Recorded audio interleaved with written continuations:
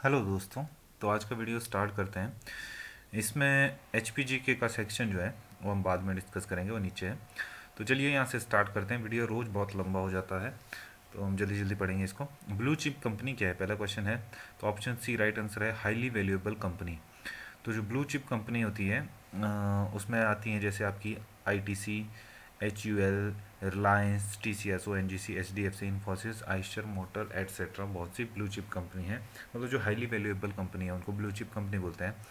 और extra information ये दी गई है इसमें कि पहले आईटीसी के चेयरमैन थे वाई सी देवेश्वर, जिनका मई 2019 में निधन हो चुका है। और प्रेजेंटली जो अभी भी संजीव पुरी जी जो हैं आईटीसी के चेयरमैन हैं। अगला क्वेश्चन देखते हैं हम। जो सर्वप्रथम जो है किसने द्वैध शासन का प्रारंभ किया था। तो आप देख सकते हैं 52। राइट आंसर है इसका ऑप्शन डी। जो माउंटफोर्ड रिफॉर्म्स थे उनके बाद जो था द्वैध शासन का जो था प्रारंभ हुआ था। और द्वैध शासन के जो जनक हैं वो कहे जाते हैं लियो कार्टिस। तो इसमें और बंगाल में जो था द्वैध शासन की शुरुआत हुई थी 1765 ईस्वी में। द्वैध शासन का मतलब होता है जो दो डबल जो शासन की प्रणाली होती है, मतलब जैसे स्टेट लेवल पे और सेंट्रल लेवल पे, मतलब कि गवर्नमेंट को चलाना है दो इंडिपेंडेंट अथॉरिटी के हिसाब से, मतलब। तो आपको पता है कि भारत में 1919 में द्वैध शासन प्रणाली की व्यवस्था की गई थी। और ये जो ऑप्शन ए है, गवर्नमेंट ऑफ इंडिया एक्ट 1935, तो इसका मेन मतलब जो 1919 में द्वैध शासन प्रणाली उसको ख़त्म करना था 1935 गवर्नमेंट ऑफ इंडिया एक्ट के अनुसार। तो इसको आप पढ़ सकते हैं गूगल पे या कहीं पे भी आपने पढ़ा हो गवर्नमेंट ऑफ इंडिया एक्ट के बारे में। इसके अलावा हम साइमन कमीशन प्लान है, इसके बारे में आप जानते होंगे कि साइमन कमीशन का गठन जो था नवंबर 1927 को हुआ था। 1928 को साइमन कमीशन भारत पहुंचा था, जिसमें इसका विरोध हुआ था क्योंकि उस कमीशन में जो था एक भी भारतीय नहीं था और सारे के सारे अंग्रेज अधिकारी थे। तो फिर विरोध को देखते हुए अंग्रेजी शासन ने बोला था कि आपके जो प्रांतीय लेवल पे जो नेता हैं उनको साइमन कमीशन में जगह दी जाएगी। तो चलिए उसको भी आप डिस्कस में डिटेल में पढ़ सकते हैं। ऑप्शन सी है पिट्स इंडिया एक्ट 1784। इसके अनुसार जो था, जो ब्रिटिश सरकार द्वारा ये लाया गया था, इसमें ईस्ट इंडिया कंपनी जो थी उसके प्रशासन को ब्रिटिश सरकार के नियंत्रण में लाना था। तो ये था पिट्स इंडिया एक्ट। चलिए अगला क्वेश्चन देख लेते हैं। 53 में हमें हमसे पूछा गया है, भारत के लिए कैबिनेट मिशन योजना ने विचार रखा था। तो जो कैबिनेट मिशन प्लान था उसने क्या विचार रखा था। ऑप्शन डी राइट आंसर है इसका। कैबिनेट मिशन मिशन 1946 में भारत आया था और इसके अध्यक्ष थे लॉर्ड पैथिक लॉरेंस। इसमें तीन सदस्य थे, अंग्रेजी सदस्य थे तीनों ही।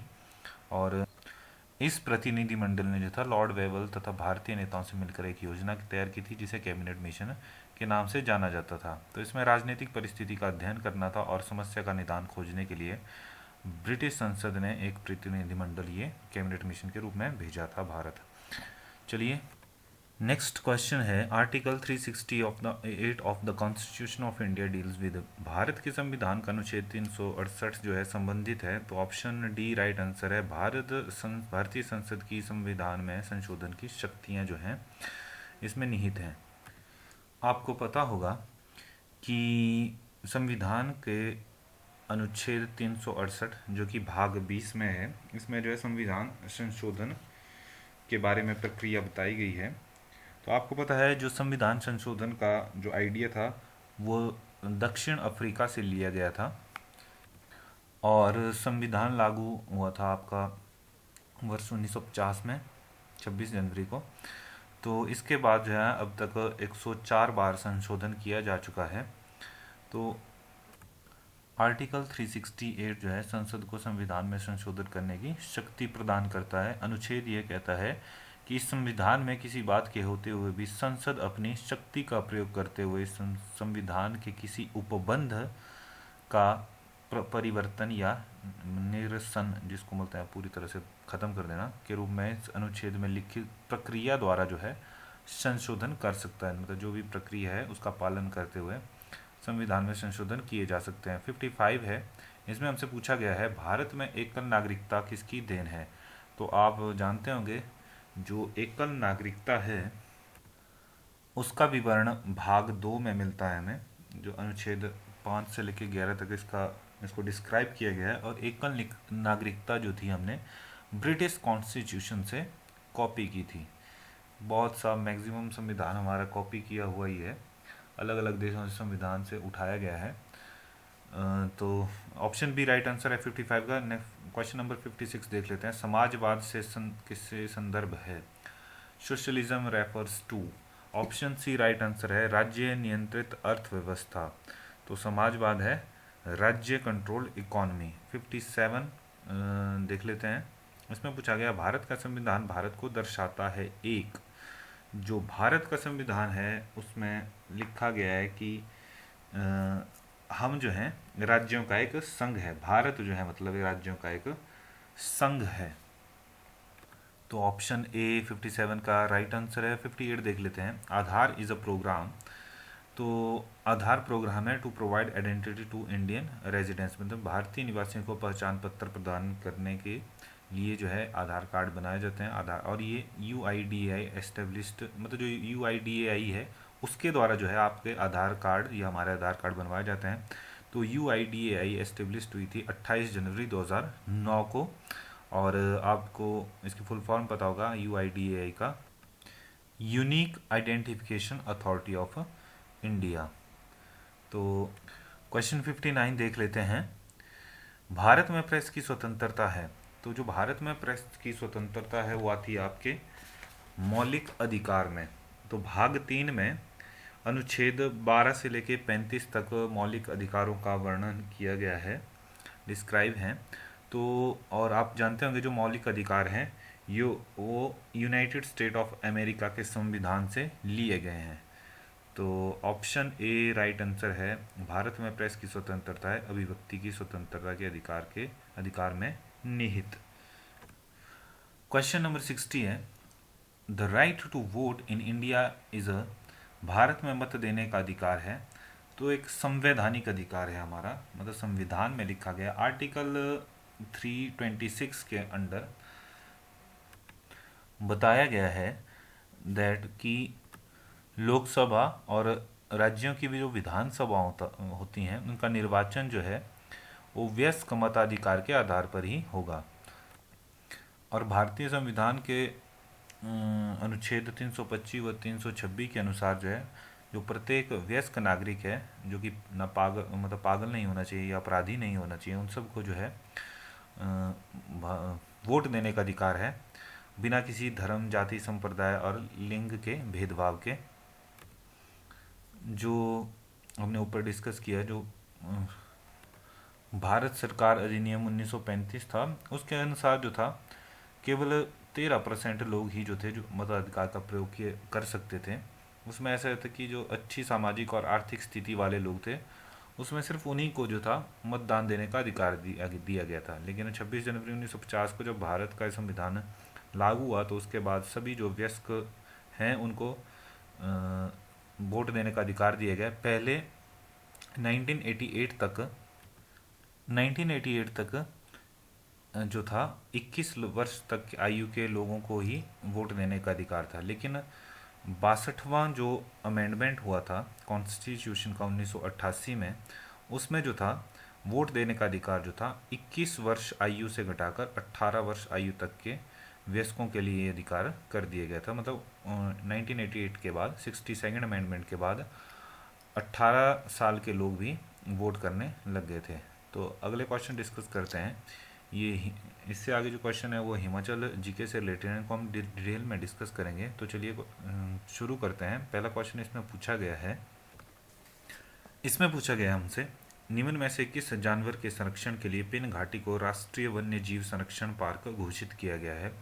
तो ऑप्शन सी देख सकते हैं हम, स्नो लेपर्ड को जो की संरक्षण के लिए जो पिन घाटी, जो कि पिन घाटी national wild life conservation park या पिन घाटी पिन वैली नेशनल पार्क हम बोलते हैं इसको, ये जो है आपके लाहौल स्पीति के स्पीति में स्थित हैं।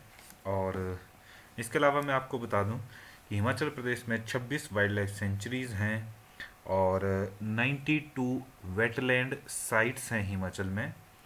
इसके अलावा 5 नेशनल पार्क हैं, 3 कंजर्वेशन रिजर्व हैं। अगर हम इनको डिटेल में डिस्कस करें तो फर्स्टली तो 26 वाइल्ड लाइफ सेंचुरी है, उनको आप पढ़ सकते हैं कहीं से भी। 3 जो कंजर्वेशन रिजर्व हैं वो है हमारे शिली कंजर्वेशन रिजर्व, ये है आपका सोलन में। दारला घाट कंजर्वेशन रिजर्व, ये भी आपका सोलन में है। और तीसरा है श्री नैना देवी कंजर्वेशन रिजर्व, ये जिला बिलासपुर में स्थित है। 5 नेशनल पार्क आप जानते ही होंगे। GHNP great Himalayan national park जो सबसे बड़ा है, कुल्लू जिले में स्थित है। खीर गंगा नेशनल पार्क है आपका, ये भी कुल्लू जिले में है। इंदर किला कुल्लू जिले में है। और इसके अलावा 2 और बचे, पिन वैली अभी जो डिस्कस किया लाहौल में है। और 5वां है आपका सिंबलवाड़ा जो कि सिरमौर में स्थित है। इसके बाद हमने 92 वेटलैंड साइट्स की बात की थी। ये जो 92 वेटलैंड साइट्स हैं हिमाचल में, इसमें जो है 85 नेचुरल हैं और 7 जो वेटलैंड साइट हैं वो मैन मेड हैं। अब इन 92 में 3 जो हैं रामसर साइट्स हैं, जबकि 2 जो हैं नेशनल वेटलैंड साइट्स हैं। यानी 3 जो हैं रामसर वेटलैंड साइट्स हैं 92 में से, और 92 में से 2 जो हैं नेशनल वेटलैंड साइट हैं। तो रामसर वेटलैंड साइट्स जो हैं वो इंटरनेशनल इम्पोर्टेंस की होती है। जो रामसर कन्वेंशन हुआ था 1971 में रामसर ईरान में, तो तब से जो है उसमें ये बताया गया था, जो जब ये इन्होंने कन्वेंशन में जो साइन किया था कि जो इंटरनेशनल इम्पोर्टेंस की साइट्स होंगी किसी भी देश में, तो वो जो भी उनके रूल्स रेगुलेशन थे उसके हिसाब से। तो इसमें सबसे 3 में सबसे पहले नंबर पे आती है आपकी पौंग डैम लेक, जो कांगड़ा जिले में स्थित है, और ये 2000 में रामसर वेटलैंड साइट बनी थी। इसके अलावा चंद्रताल जो कि लाहौल स्पीति में वेटलैंड साइट 2005 में बनी थी। और तीसरी जो है रेणुका सिरमौर में जो है, ये भी 2005 में वेटलैंड साइट्स बनी थी। इसके अलावा 2 नेशनल वेटलैंड साइट्स की बात की, इसमें Rewalsar wetland site national level की है, ये मंडी में है। और खजियार वेटलैंड साइट चंबा, ये भी नेशनल इम्पोर्टेंस की है। और टोटल जो वेटलैंड साइट है आज की डेट में इंडिया में, इसमें मैं बता रहा हूँ आपको, टोटल रामसर वेटलैंड साइट जो है इंडिया में वो 42 हैं आज तक। और आपको पता है कि इन 42 में 3 तो हमारी हिमाचल में ही स्थित हैं। तो 2020 में भी 5 नई वेटलैंड साइट्स जुड़ी थी, ऐड की गई थी।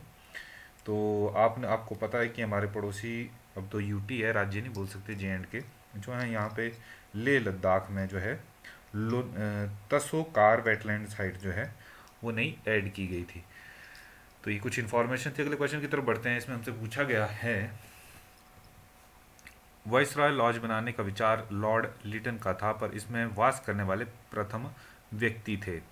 तो आप ये क्वेश्चन हम पहले भी डिस्कस कर चुके हैं कि लॉर्ड लिटन के मन में ही आया था वो वाइसरॉय लॉज बनाने का विचार, लेकिन लॉर्ड डफरिन जो थे इसमें सबसे पहले ठहरने वाले व्यक्ति थे। ये लॉर्ड लिटन के टाइम बनना शुरू हुआ था, और जब ये बनकर तैयार हुआ तो उस टाइम लॉर्ड डफरिन जो थे वाइसरॉय थे, तो वो सबसे पहले यहाँ पे आके ठहरे थे।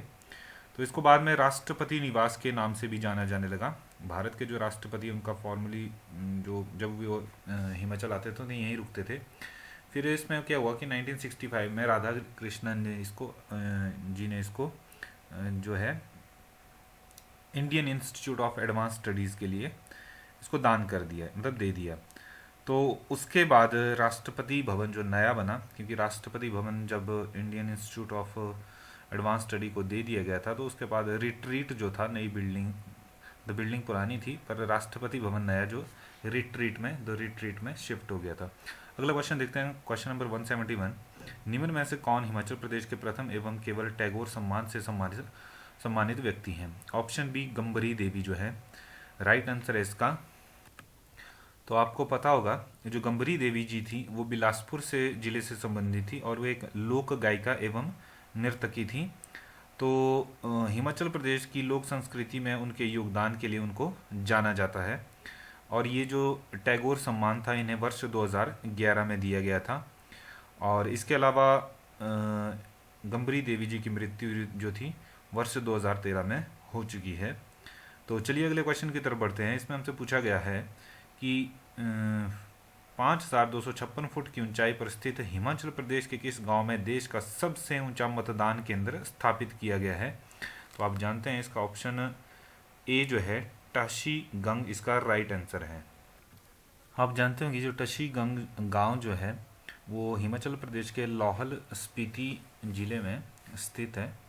और यहाँ पर जो था जब ये पिछले हमारे इलेक्शन हुए थे 2019 में लोकसभा इलेक्शन, तो उस समय जो था रजिस्टर्ड जो वोटर थे टशीगंग गांव में वो 49 थे, मतलब 49 लोगों के लिए टशीगंग में पोलिंग स्टेशन शुरू किया गया था और लोग वोट डालने भी आए थे इसमें।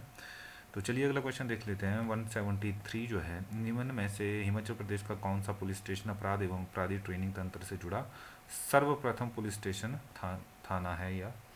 तो ऑप्शन ए जो है संजौली पुलिस स्टेशन जो है, तो Sanjauli police station has become the first police post in the country to be linked with the crime and criminal tracking network system, national wide online tracking system. मतलब ये जो CCTNS है वो ऑनलाइन जो है national wide online tracking system है। तो ये 2017 की बात है। और मैं 2020 का आपको 2021 में ये क्वेश्चन पूछा गया था, 2020 का था। तो इसमें पूछा गया था कि देश का सबसे बेस्ट जो है पुलिस स्टेशन कौन सा है। तो जो नादौन पुलिस स्टेशन है हिमाचल प्रदेश के हमीरपुर में स्थित है नादौन, वो ranked as one of the best police station of country and best police station of the state. तो कंट्री और स्टेट दोनों का ये बेस्ट पुलिस स्टेशन बना था नादौन पुलिस स्टेशन, जो कि हमीरपुर ज़िले में स्थित है। तो the certificate of excellence was provided to this police station by union minister Amit Shah. तो अगला क्वेश्चन देख लेते हैं हम। इसमें हमसे पूछा गया है कि दो लिस्टें हैं और हमें मैच करना है। तो ऑप्शन भी देख सकते हैं आप, राइट आंसर है। इसमें है रोहतांग हाइड्रो इलेक्ट्रिक प्रोजेक्ट है, ये संबंधित है, माफ़ कीजिए, रोंगटोंग हाइड्रो इलेक्ट्रिक प्रोजेक्ट है। तो रोंगटोंग और शोंगटोंग ये जगह हैं, आपने पढ़ा भी होगा रोंगटोंग शोंगटोंग। तो ये सतलुज पे है बना है रोंगटोंग हाइड्रो इलेक्ट्रिक प्रोजेक्ट। इस क्वेश्चन को पढ़ के आपको थोड़ा सा कन्फ्यूज़न होने वाला है, मेरे को भी हुआ था, क्योंकि रोंगटोंग हाइड्रो इलेक्ट्रिक प्रोजेक्ट है वो तो आपके वैसे ज़िला लाहौल में स्थित है। और रोंगटोंग जो है आपका, क्योंकि आप जानते हैं जो रोंगटोंग है वो स्पीति की सहायक नदी है और रोंगटोंग प्रोजेक्ट लाहौल स्पीति में है 2 मेगावाट का। लेकिन ये क्वेश्चन शायद इस तरह से पूछा गया है क्योंकि जो रोंगटोंग हाइड्रो इलेक्ट्रिक प्रोजेक्ट है और रोंगटोंग पे है जो स्पीति की सहायक नदी है और स्पीति सहायक नदी है सतलुज की। तो आप देख सकते हैं इसमें जो है बी सतलज को जो है राइट आंसर में टिक किया गया है। वैसे ही आप देखेंगे कि बनेर हाइड्रो इलेक्ट्रिक प्रोजेक्ट है जो कि 12 मेगावाट का है, ये भी बनेर नदी पे स्थित है जो कि ब्यास की सहायक नदी है। तो आप देख सकते हैं जो बी है, मतलब सॉरी लिस्ट 1 में जो दूसरा है बनेर हाइड्रो इलेक्ट्रिक प्रोजेक्ट, इसको लिस्ट 2 में जो है ई से यानी ब्यास से कनेक्ट किया गया है। तो मतलब यहाँ पे जो है ट्रिब्यूटरियाँ हैं वो किस में जाके मिलती हैं उस हिसाब से क्वेश्चन मैप किया गया है। गिरी हाइड्रो इलेक्ट्रिक प्रोजेक्ट है, इसमें आप देख सकते हैं तो गिरी आपको पता है यमुना की सहायक नदी है और गिरी हाइड्रो इलेक्ट्रिक प्रोजेक्ट 60 मेगावाट का है। तो डी तीसरे को जो है डी यानी यमुना से मैच किया गया है। इसके बाद आता है चमेरा। तो जो चमेरा हाइड्रो इलेक्ट्रिक प्रोजेक्ट है वो 540 मेगावाट का है, 3 इंटू 180 मेगावाट। तो इसको जो है मैप किया गया है यहाँ पे रावी के साथ यानी सी। तो ऑप्शन सी इसका राइट आंसर है। तो क्वेश्चन बहुत घुमा फिरा के पूछा गया है। चलिए अगला क्वेश्चन देख लेते हैं। हिमाचल प्रदेश में वर्ष 2018-19 के दौरान कितने गांव की पहचान की गई जिन्हें आदर्श पर्यावरण गांव के रूप में पर्यावरणीय सतत सामुदायिक विकास कार्यक्रम के अंतर्गत विकसित किया जाना है? तो आप क्वेश्चन पढ़ सकते हैं और ये उस टाइम का करंट अफेयर होगा, अब इसका कोई मतलब नहीं है खास। तो ऑप्शन डी राइट आंसर है 11। 176 है, हिमाचल प्रदेश में वर्ष 2018-19 के दौरान सड़कों और पुलों के लिए कितनी योजना परिवहन का प्रावधान किया गया है? तो ये 18-19 का है, इसको इसमें ऑप्शन डी राइट आंसर था इसका। अच्छा, 177 है, 15 अप्रैल 1948 में निम्न में से कौन सी रियासतों का उनकी सीमाओं में बिना किसी बदलाव किए हिमाचल प्रदेश में विलय किया गया था? तो ऑप्शन डी सिरमौर और चंबा जो थे राइट आंसर हैं, जबकि आपको पता था उस टाइम टोटल 4 ही रियासतें थी, मतलब जिसमें मंडी था, सिरमौर था, चंबा था और आपका महासू था। तो सिरमौर और चंबा में बदलाव नहीं किए गए थे, मंडी में बदलाव किया गया था और महासू को में भी बदलाव करके उसको बाद में शिमला के नाम से जो अब प्रसिद्ध हुआ, मतलब जाना जाने लगा। तो ऑप्शन डी राइट आंसर है कि 4 में से जो 2 ये थी सिरमौर और चंबा, इनमें कोई भी बदलाव नहीं किया गया था। 178 हिमाचल प्रदेश का सबसे बड़ा हिमनद बड़ा सिगड़ी निम्न में से किस नदी को पोषित करता है? तो हमने पढ़ा था कि जो बड़ा सिगड़ी है वो 25 किलोमीटर का सबसे बड़ा ग्लेशियर है हिमाचल प्रदेश का, और दूसरा सबसे बड़ा है ये भारत का। तो ये लाहौल स्पीति ज़िले में स्थित है और ये चंद्रा घाटी में मुख्यतः पाया जाता है, मतलब जो इसका ज़्यादातर एरिया वो चंद्रा घाटी में है, तो इसी की वजह से चंद्रताल झील बनी है। तो चंद्रताल झील को इसी से पानी मिलता है। तो उसके बाद चंद्रा नदी जो बहती है और दूसरी वैली से आपकी भागा नदी आती है, दूसरी तरफ से भागा नदी आती है, तो चंद्रभागा जब मिलती हैं तांडी नामक स्थान पे तो चिनाब बनाती हैं। तो बड़ा सिगड़ी जो है चिनाब को पानी देता है। 179 देख लेते हैं, इसमें पूछा गया है 7वीं शताब्दी के उत्तरार्ध में जब कश्मीरी कला का प्रवेश भरमौर हिमाचल में हुआ था तब भरमौर के शासक कौन थे? ऑप्शन बी राइट आंसर है मेरू वर्मन। तो आप जानते हैं चंबा की स्थापना जो थी राजा मारू ने की थी 550 ईस्वी के आसपास, कहीं पे आपको 540 भी मिलेगा, इन 540 से 550 के आसपास।